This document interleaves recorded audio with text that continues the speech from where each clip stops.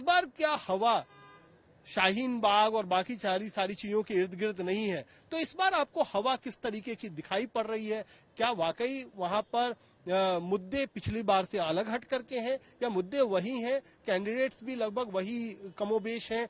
तो क्या इस बार का आप थोड़ा सा आकलन बताएं कि किस तरीके की बात ओखला में इस समय चल रही है? जी कुणाल, देखिए ओखला कॉन्स्टिट्यूंसी एक अपने आप में बहुत ही संवेदनशील विधानसभा क्षेत्र है। ओखला ये डेंसिटी मुस्लिम पॉपुलेटेड एरिया है और यहाँ 50% से ज्यादा मुस्लिम मतदाता हैं और लगभग 40% बाकी मतदाता, बाकी 50% में कुछ दलित वोट हैं और बाकी जातियां हैं, उसके अंदर कुछ गुर्जर हैं।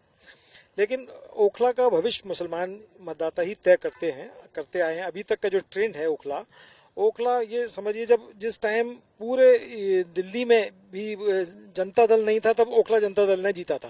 परवेज हाशमी पहली बार उसमें एमएलए बने थे उस कॉन्स्टिट्यूंसी में 1993 में। और इसका एक और जो मैं अब तक इसका समझाऊं कि यहाँ का जो मुस्लिम मतदाता है वो बढ़ता नहीं है। अच्छा, मतलब एक एंड पे जाके ये तय करता है कि हमें एक तरफ वोट देना है। अभी अमानतुल्लाह है, 2 बार से विधायक हैं और अच्छे मार्जिन से जीते हैं। तो उसकी वजह यह है कि कांग्रेस का बहुत डाउनफॉल आ गया और वहाँ ओखला के मतदाता क्या, बाकी दिल्ली में भी जो मतदाता है उसका फोकस ये होता है कि बीजेपी को कौन हरा सकता है। अच्छा, तो वो उसी के इर्द गिर्द अपना मतदान करता है, वोट करता है। तो अभी कांग्रेस की हालत जो पिछले इलेक्शन तक बहुत खराब थी, उसके लिहाज से आम आदमी पार्टी को मुसलमानों का पूरा समर्थन मिला और इसके चलते अमानतुल्लाह को 66% वोट मिला था, 66% मिला था। और कांग्रेस के उम्मीदवार परवेज हाशमी थे जो कद्दावर नेता हैं, राज्यसभा के सदस्य भी रहे हैं और वहां से सबसे पहले विधायक थे ओखला से। उनको 2.9% वोट मिले थे। तो आप मतलब वेरिएशन देख लीजिए कितना मतलब बड़ा फर्क है। ये बहुत रोचक जानकारी है कि एक कद्दावर नेता, जो कांग्रेस का कद्दावर नेता है, जो मंत्री रह चुका, जो राज्यसभा सांसद रह चुका, वो विधानसभा चुनाव लड़ने जाता है और उसे पब्लिक 3% से भी कम वोट देती है। और उनकी तुलना में बहुत नए नवेले नेता बने अमानतुल्लाह, जहां पर है अमानतुल्लाह को हम माना जाए, बहुत हाल में पॉलिटिक्स में आए हैं। उनको जब पहली बार लड़े थे तो उनको युवा नेता के तौर पर इंट्रोड्यूस भी किया गया था। ये अपने आप में एक बहुत सारी कहानियां अपने आप में बताता है। बिल्कुल कुणाल, वो जो मैंने आपको बात कहा ना कि ओखला का मतदाता का फोकस ये है कि बीजेपी ना जीते इस इलाके से। और मतलब रामवीर सिंह विधूड़ी जैसे लोग भी उसमें वहां पर इलेक्शन लड़े और हार गए, एमएलए का इलेक्शन हार गए, जो बड़े नेता हैं। और उनकी मुसलमानों में भी बहुत अच्छी पैठ है। अच्छा, हाँ, लेकिन उसके बावजूद वो इलेक्शन नहीं जीत पाए क्योंकि वो मुस्लिम वोट बटा नहीं वहाँ। वही ट्रेंड अभी मुझे इस इलेक्शन में भी मुझे वो नजर आ रहा है इसमें। अब लेकिन अभी बड़ी रोचक फाइट होगी ओखला में, क्योंकि अमानतुल्लाह सिटिंग एमएलए हैं और ऐसी पार्टी के एमएलए हैं कि जिसके प्रति मुसलमानों का 80% झुकाव मैं कह सकता हूँ है, आम आदमी पार्टी की तरफ है। अब चूंकि अरीबा खान उसमें कैंडिडेट, कांग्रेस ने कैंडिडेट दिया है। अब अरीबा की यूएसपी सुन लीजिए कि अरीबा ऐसे व्यक्ति की पुत्री हैं जो उस ओखला क्षेत्र के बेताज बादशाह रहे हैं, आसिफ मोहम्मद खान। आसिफ मोहम्मद खान का एक लंबा इतिहास है और वो काउंसलर जीते थे फिर वो, और उनका जिस तरह से घरों में वहाँ घुसपैठ है आसिफ की। और आसिफ के बारे में ये कहते थे लोग कि वो अगर किसी की नाली बंद हो गई तो आसिफ भाई वो लकड़ी लेके चले जा रहे हैं उसकी नाली खोलने के लिए। तो वो लोगों से उनका बहुत अटैचमेंट बहुत गहरा था आसिफ का। तो अब अरीबा को भी लोग इसी नजर से देख रहे हैं कि आसिफ की बेटी है। और पिछले 2 बार में अमानतुल्लाह का थोड़ा सा, मैं जहां तक मैं समझ पा रहा हूँ, थोड़ा ग्राफ भी डाउन हुआ है उनका। कि वो कुछ एलिगेशंस लगे, वक्फ बोर्ड के में इमामों की तनख्वाह नहीं मिली है। इमाम वक्फ बोर्ड बहुत इफेक्ट करता है मुस्लिम इश्यूज में। तो उस लिहाज से अमानतुल्लाह और अरीबा जो है मेन फाइट में हैं दोनों। और अगर इसमें पल्ला जरा सा भी दोनों की अगर कांटे की टक्कर हुई तो बीजेपी को भी फायदा हो सकता है। ये कहने भी डॉक्टर रामेश्वर दयाल को हम यहाँ पर जोड़ेंगे।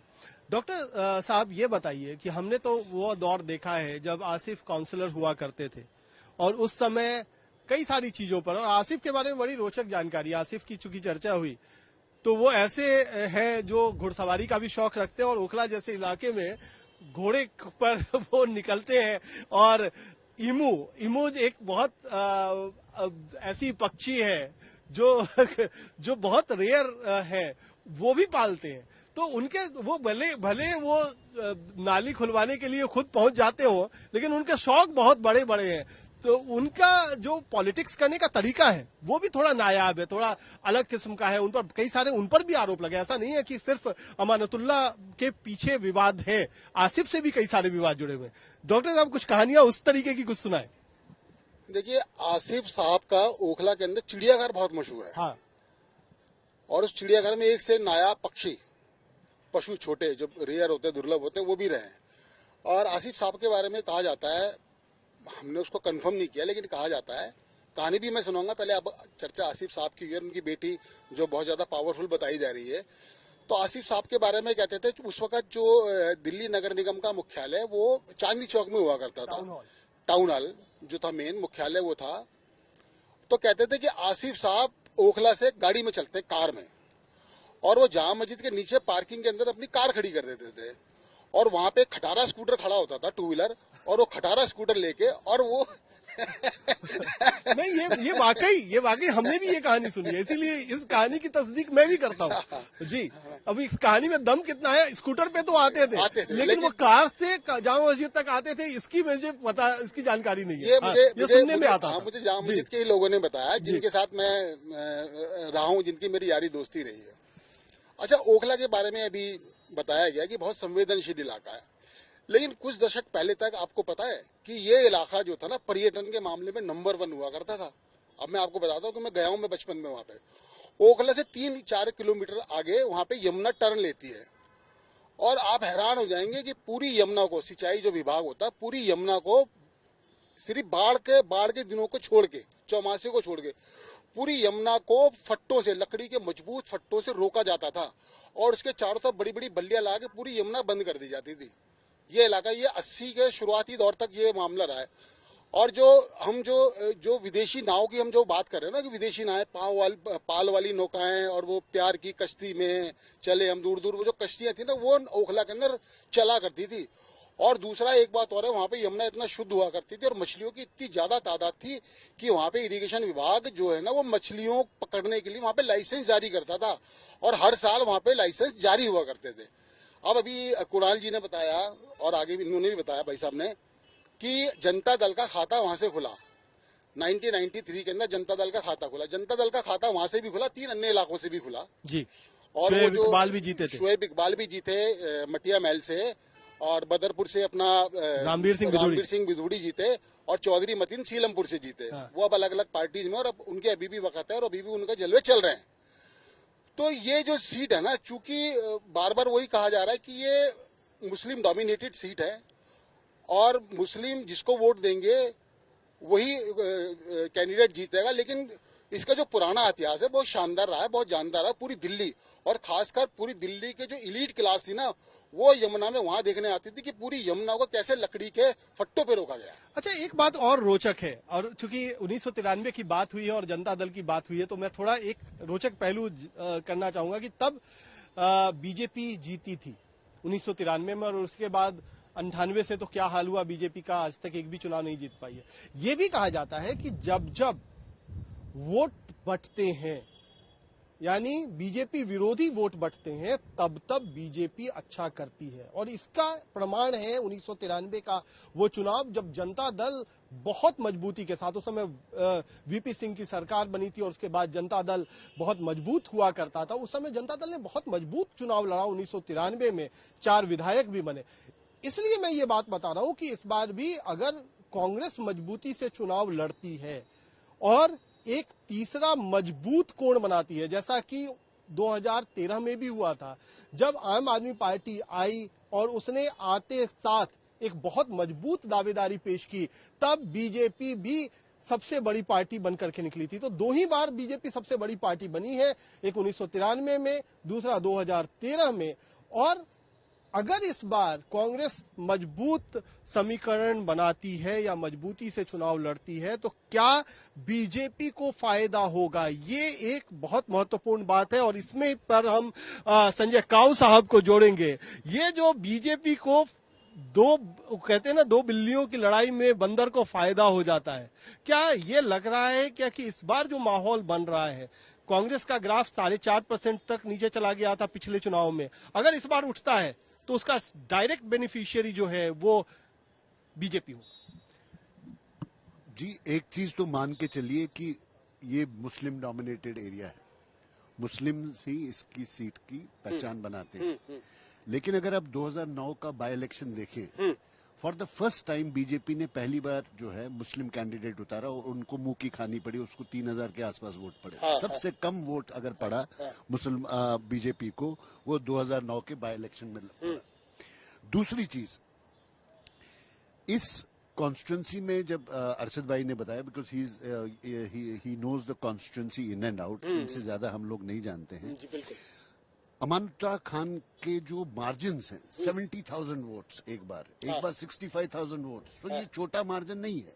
जी बिल्कुल। अब कांग्रेस, अब जो इस बार जो है, जो चुनाव में एक महिलाओं का जो है, महिलाओं को कौन कितनी रेवड़ी बांट रहा है, अगर उस पर्सपेक्टिव से भी देखा जाए तो अरीबा एक बहुत अच्छी कैंडिडेट है। उनके फादर उसी का कॉन्स्टिट्यूंसी के रहे।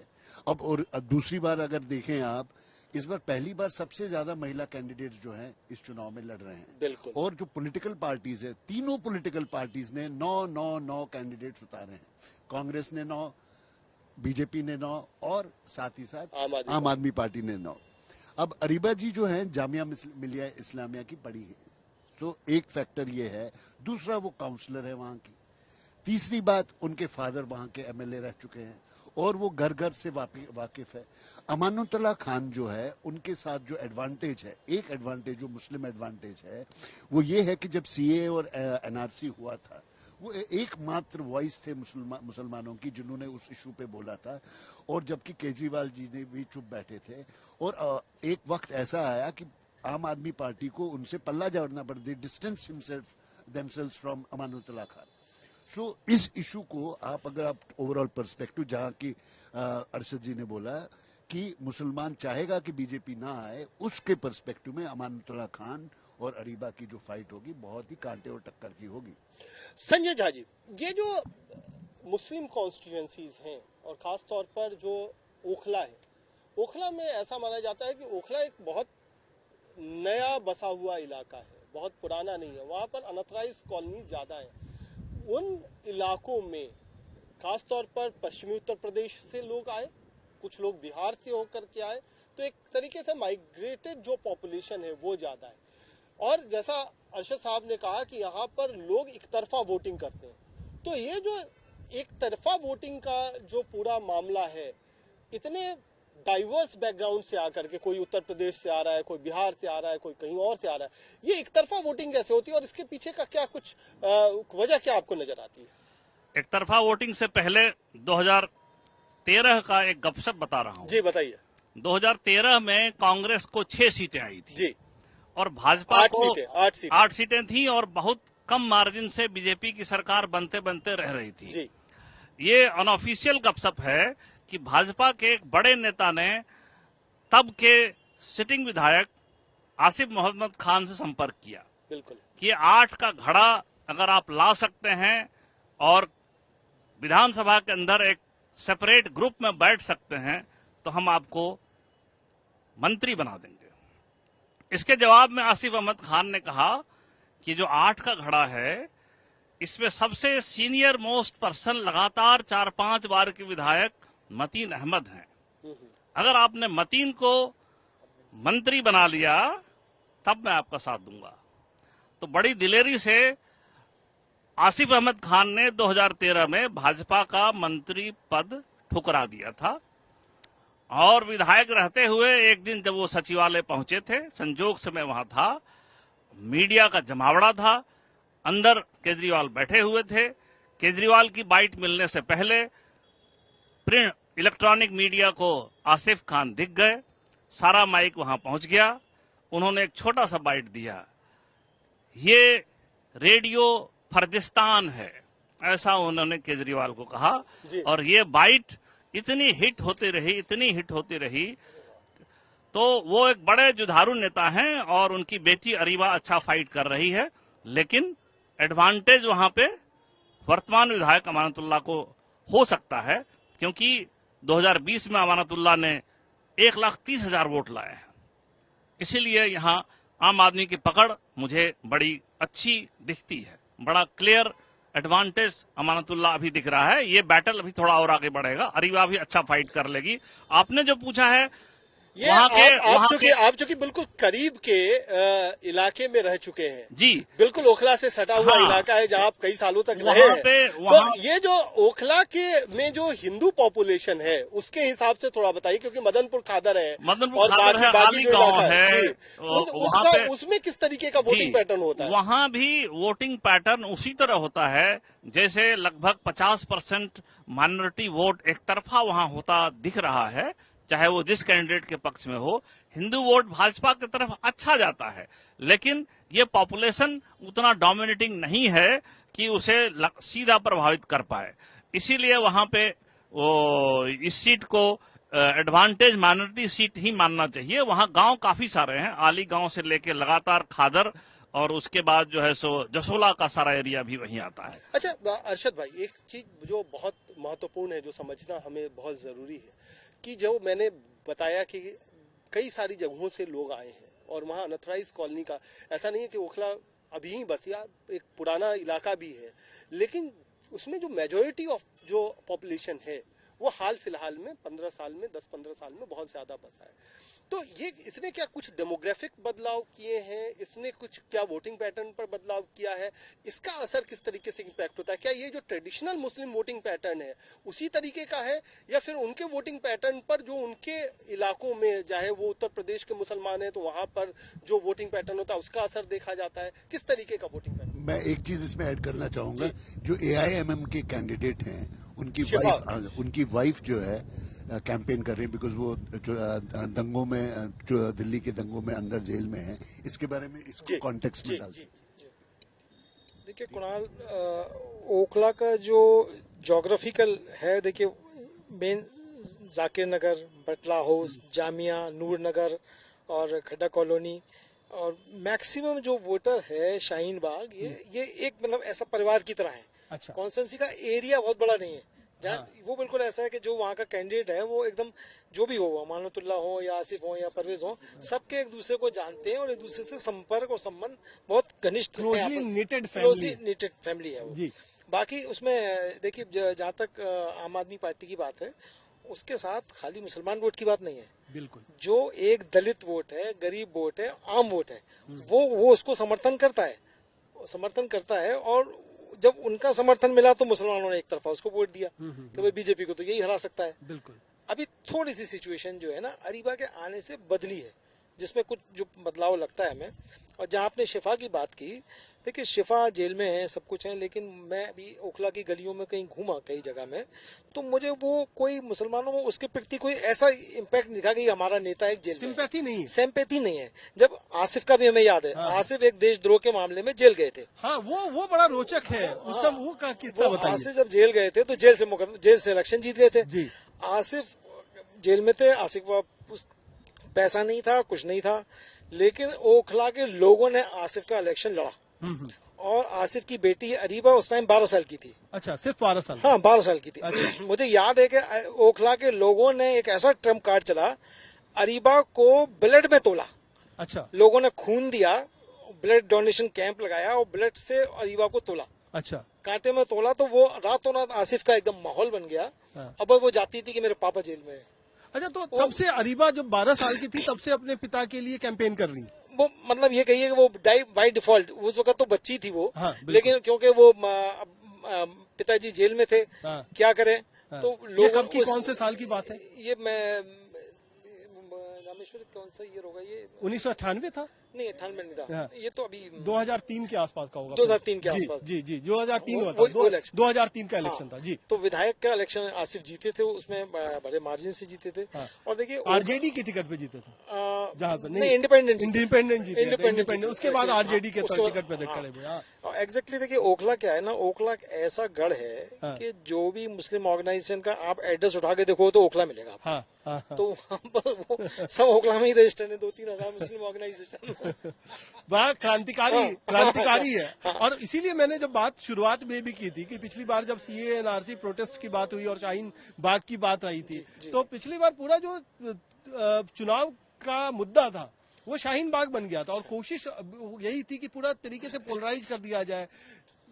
और उस समय ये भी याद है कि अरविंद केजरीवाल ने एक स्ट्रेटजी के तहत वो शाहीन बाग गए ही नहीं थे, तो उस समय उस चीज को भी कई लोग मुद्दा बना देते हैं। हाँ, नहीं, बिल्कुल सही है। हाँ, जी, मैं इसमें एक और चीज आपसे जानना चाहूंगा, बिकॉज आप इस पे नब्ज पकड़ जानते हैं। अगर कांग्रेस ने सारे इमाम्स को इन्वॉल्व किया होता और एक इसमें पिच बनाई होती, आपको लगता है कि कांग्रेस आज उनकी माहौल उनके फेवर में होती? नहीं, बिल्कुल संजय, आपने सही कहा। देखिए, मुस्लिम वोटर्स जो है उसमें कांग्रेस तो बस ये देखती रहती है कि ये हमें मिल जाए, ये तो प्लस में है ही हमारा। वो अब जमाना गया। अच्छा, अब जब तक कि आप उसको काम नहीं करोगे, उसके बाद वर्क नहीं करोगे, तब तक वो आपके साथ नहीं आता है।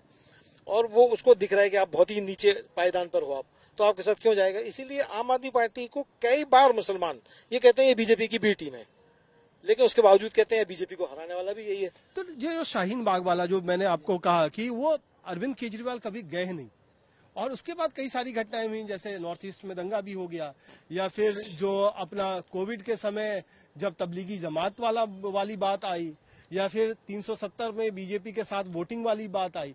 क्या इन सब का इम्पैक्ट या निगेटिव इम्पैक्ट कहीं आपको दिखता है क्या कि ये केजरीवाल के खिलाफ? बिल्कुल आप सही कह रहे हैं। इन सब बातों के बावजूद जी, ये सब चीजें हैं जहन में जी कि हमारा मरकज के ऊपर केजरीवाल का क्या रोल रहा, सीलमपुर के दंगों में क्या रोल रहा उनका, उसके बावजूद उनको लगता है कि अब करें क्या, मरता क्या ना करता वाली स्थिति है कि भाई और कोई है नहीं तो अब इसी को वोट दे दो।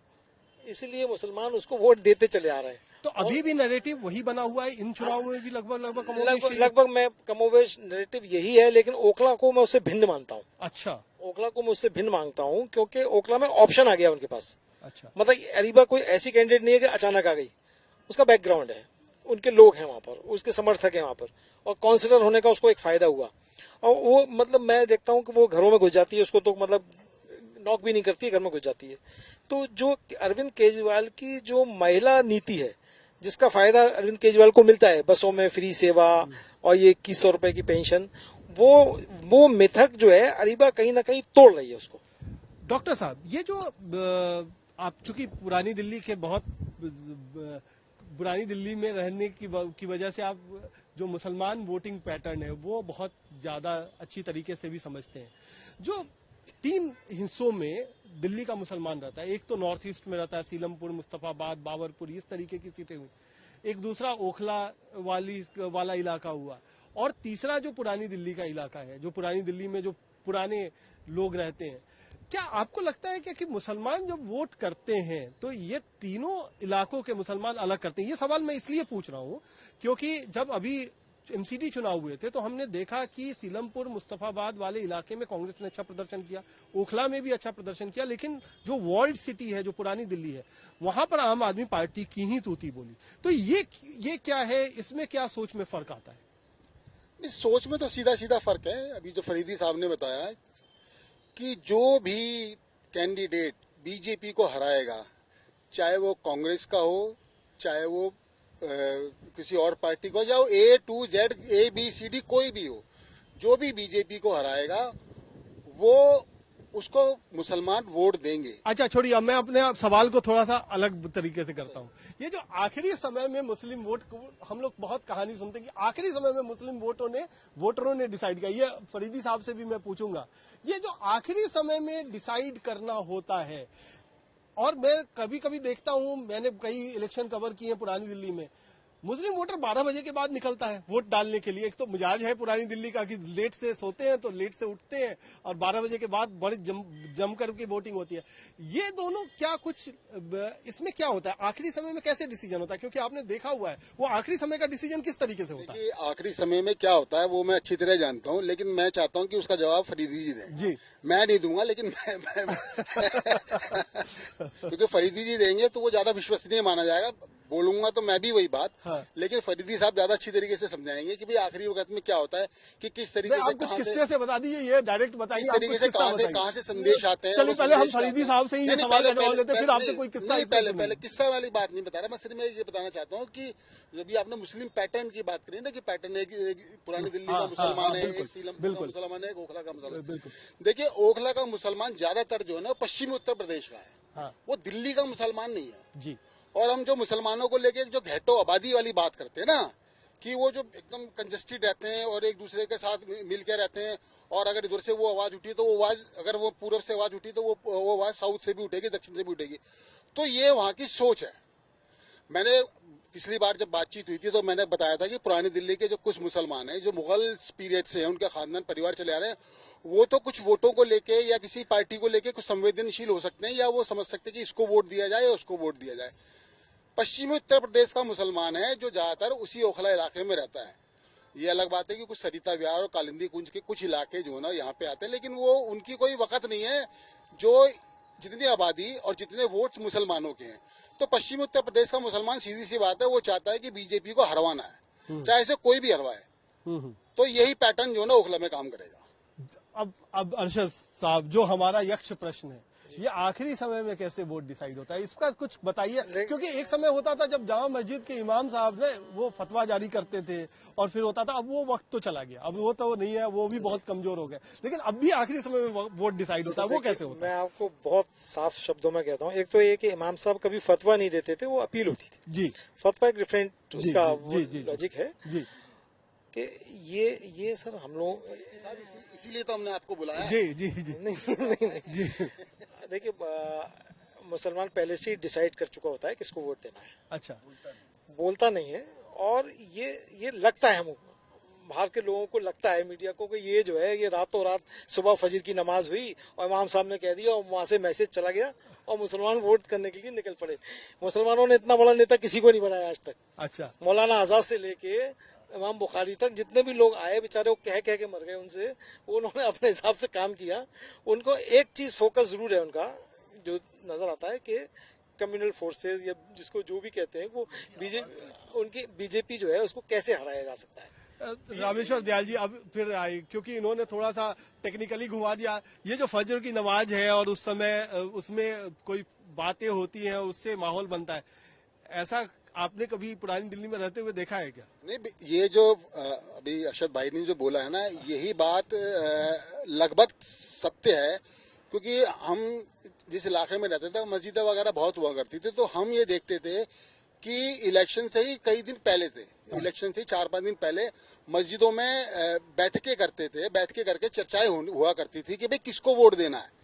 कोई बंदा इसको वोट नहीं देना, इसको वोट देना, इसने हमारे कौम के लिए आदमी अच्छा करेगा, ये कौम के लिए अच्छा नहीं करेगा। सीधी सी बात है कि मुसलमानों को वोट के लिए प्रेरित करने में जो इनके, अब फरीदी साहब ने बोला कि भाई इतना कोई बड़ा नेता नहीं हुआ, लेकिन लोकल जो नेता है मस्जिदों वाले, उनका भी कुछ ना कोई रोल रहा है। आज भी होता है। अब मेरा मानना यह है कि अब जो है ना वो रोल सोशल मीडिया ने ले लिया।